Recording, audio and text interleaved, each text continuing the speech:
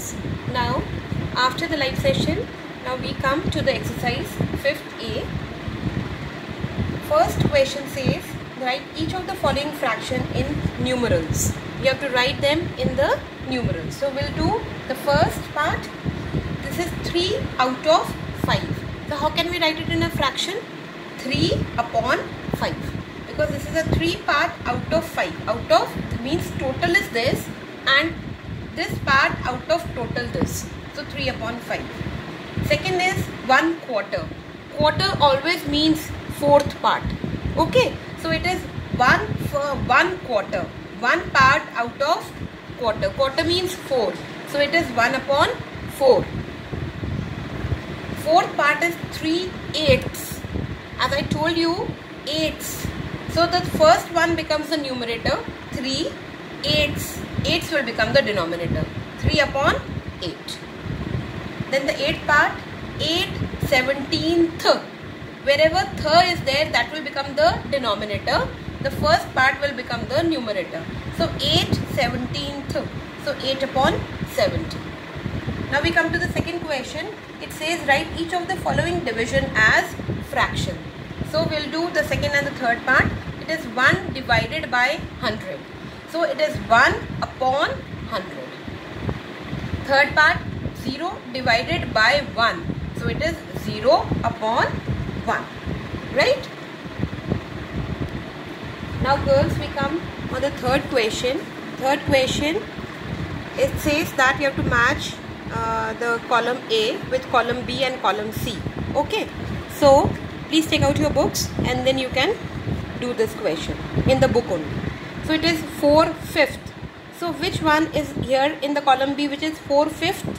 4 upon 5. So you will match this with this. And now which of the figure shows you 4 portion out of 5 portion? Which figure shows you here? How many portions are there? 1, 2, 3, 4, 5, 6, 7, 8. This is so it is total 8 portion. No, we cannot do this. How many portions does this has? 9 portions total. No, this is also not this. So this has 1, 2, 3, 4, 5, 6, 7. 7 portion. So it cannot be done. This is 1, 2, 3, 4, 5. So these are the 5 portions and we have taken out 4. 4 out of 5. So this is matching with the first one. So first one will match with this 4 upon 5 and then it will go and match this. Okay, is that clear? Like this you can do all these questions. Can you do all these questions? For example, second one also, all these parts, second one also I'll explain you. It is 2/8. So how can it be written in numerals? 2 upon 8. So here 2 upon 8. So this will match with this. Now the figure which shows 2 upon 8. That means 2 portion out of 8 portions. Which is that? Which is this one.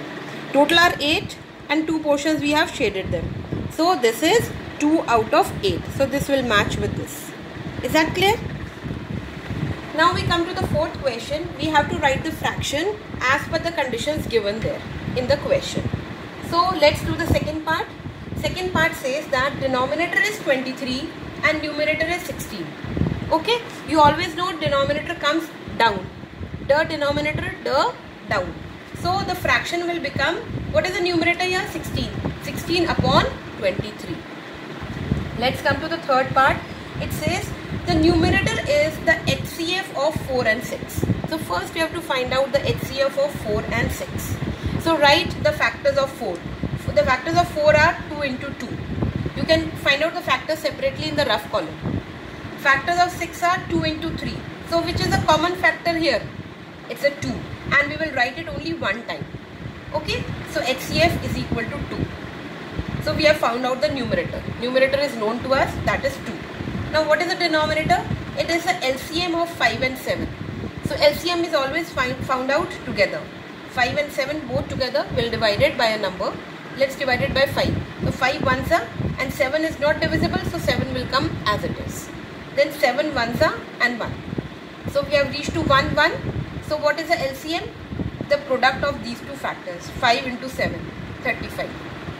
So we have found the denominator also. So what is the required fraction now? This is a numerator 2 upon 35. Now let's do the fourth part. Fourth part says the denominator is equal to 3 minus 2. So this minus will change the inner sign. So it will become 3 plus 2 is equal to 5. So this is the denominator. Right?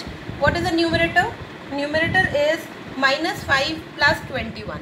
Both are with the opposite signs. So subtraction will take place with the sign of the greater number. 21 minus 5 gives you 16 with plus sign. Okay. So what is the fraction? Which is the numerator? 16 is the numerator. See girls, they can confuse you. They can give denominator first and they can write numerator afterward. Not a problem. You should know that numerator comes on top and denominator comes on down. So the required fraction is 16 upon 5. Now girls, we come to the fifth question. Fifth question, they are saying that we have to write two equivalent fractions that describe the shaded region in the given figures. So we'll do the first and the second part. The first part, the total number of squares here are 6, out of which they have shaded 4. So 1 can be written as it is 4 out of 6. This is what this figure is showing. The 4 portions out of total 6 portions. And the other equivalent fraction, you can multiply it by 2. As I told you, the equivalent fractions, they can be obtained, they can be derived by multiplying both the numerator and the denominator by the same number. Right? You can multiply it by 2, you can multiply by 3, you can multiply by 4. Whatever number you want to multiply, it's up to you. But both of them will be multiplied by the same number. So let's multiply it by 2. So 4 2s are 8 and 6 2s are 12. 8 upon 12 is the second equivalent fraction. Right? So let's do the second part. So second part, first we will write the fraction which is given here. The 4 portions are shaded out of total 8 portions. So 4 upon 8 can be written, and the second equivalent fraction can be written as 4 into 2 and 8 into 2. So it will give you 8 upon 16. Right? As I told you that in equivalent fractions, do not convert them into simpler form. Right? Because if you convert it into simpler form, this only the answer will come here only. Or if you multiply, see, if it can be, it is 4 upon 8. If you convert it into simpler form, so it can be divided by 2. So it will be, what will be answer? 2 upon 4 or 1 upon 2. Right?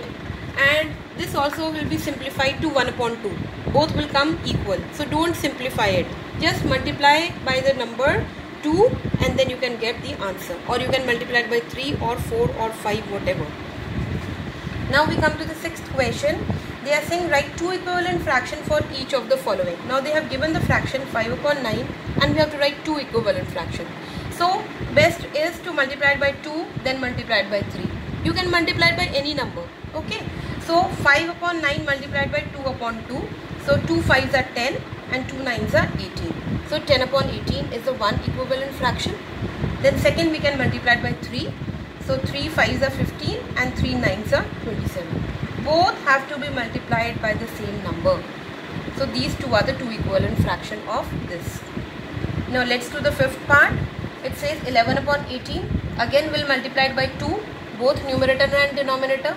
So we will get 11 2s are 22, 18 2s are 36.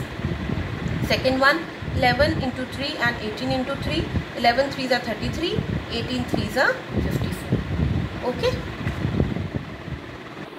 Now girls, we come on the seventh question. Seventh question says that write the equivalent fraction of 8 upon 9 but in such a way that the numerator comes to 32.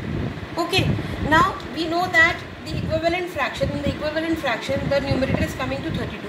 How this 32 is coming from 8? We have to multiply 8 by 4, then only this 32 will come, isn't it? So that means it is getting multiplied by 4. So in equivalent fraction, both the numerator and denominator will be multiplied by the same number. So we will multiply this also by 4. 4 9s are 36. So this is the required equivalent fraction. They have given you a condition here. Right? In equivalent fraction, we can multiply by any number. But if they have given you the condition that 32 should be the numerator, so you have to find out, okay, by which it is getting multiplied so that we can multiply the denominator also by the same number. Got it? Now, second part here says 27 upon 36 is the fraction given to you. They want an equivalent fraction to it, but in such a way that denominator is coming to 4. Now how this denominator can come 4 from 36? That means it will be divided by something, because this is less. So 36 divided by what gives you 4? It divided by 9 gives you 4, right? It can be divided also, girls. It can get multiplied also, it can get divided also. So both will be divided by the same number. So 27 will also be divided by 9 only. So 27 divided by 9 gives you 3.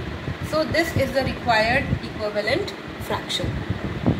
Now we come to the 8th question. It says, which of the following fractions are in their simplest form? As I told you, the fractions in the simplest form are those which cannot be divided by any common number, right? So let's do the first part. It says 46 upon 64. Now you know very well, from here you can see that both can be divided by 2. Why? Because here also it's an even number, it is divisible by 2. Here also it is an even number here, so it is divisible by 2. Okay, so that means it can be divided by 2. So it is not in its simplest form. It can be further divided. So you will write here no. Now we'll do the fifth part, 27 upon 64. Now girls, these two do not have any common factor. They can be divided by 3, okay, 27, but 3 will not divide 64. It has to be divided by one common factor. Okay, so here it is when it is not divided by one common factor, that means it is already in the simplest form. So yes, this is in the simplest form. Now we come to the 9th question. We have to reduce the following fraction to the simplest form now. Okay, so first is given to you 16 and 28. Now think of a number which can divide both of them. So 2, let's start with 2 only. Okay, so 2 8s and 2 14s. Now again this 8 and 14, they can be divided by 2. So let's divide them. So 2 4s and 2 7s. Now this 4 upon 7 is in the simplest form. Why? Because 4 and 7 cannot be divided by any common factor. So this is the simplest form. Let's come to the third part, 35 and 63. Think of a number which can divide both of them. 7 5s and 7 9s. Now this 5 and 9, they cannot be divided by any common number. So 5 upon 9 is the simplest form. Okay.